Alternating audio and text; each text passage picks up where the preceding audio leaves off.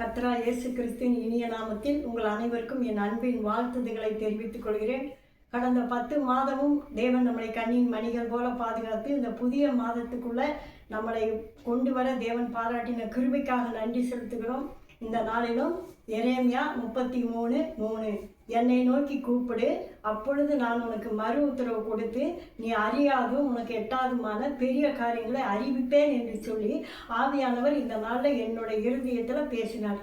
அந்த வார்த்தையை உங்களோட நான் பகிர்ந்து கொள்ள ஆசைப்படுகிறேன். இந்த நாளில் அவர் சொல்றாரு, முதல்ல என்னை நோக்கி கூப்பிடு. நம்ம எந்த காரியத்தை செய்தாலும், அது ஊழிய காரியமாக இருக்கட்டும், குடும்ப காரியமாக இருக்கட்டும், நம்ம கையிட்டு செய்கிற வேலைகளாக இருக்கட்டும், எதை செய்தாலும், ஒரு படிப்பு காரியமாக இருந்தாலும், சின்ன காரியமோ பெரிய காரியமோ எதை செய்தாலும் ஏசப்பா சொல்கிறாரு, முதல்ல என்னை நோக்கி கூப்பிடு அப்படின்னு சொல்கிறாரு. அதுதான் தாவீது சொல்கிறாரு, சங்கீதம் 18:6 நான் நெருக்கத்தில் இருந்தபோது கர்த்தரை நோக்கி கூப்பிட்டேன். தாவீதுக்கு நெருக்கம் வந்த போதெல்லாம் நான் கர்த்தரை தான் கூப்பிட்டேன், மனுஷனை நான் தேடலைங்கிறாரு. சங்கீதம் 61:2 பூமியின் கடையாந்தரங்களில் இருக்கும்போது, கடைசி நிலைக்கு நான் போகும்போது கூட நான் கர்த்தரை தான் கூப்பிட்டேங்கிறாரு. சங்கீதம் 130:1 சொல்லப்பட்டிருக்கிறது, ஆழத்திலிருந்து நான் கூப்பிட்டேன், பாதாளத்தில், குழியில், படுகுழியில், ஆழங்களில் போய் நான் கிடந்தப்ப கூட நான் கர்த்தரை தான் நான் கூப்பிட்டேன்.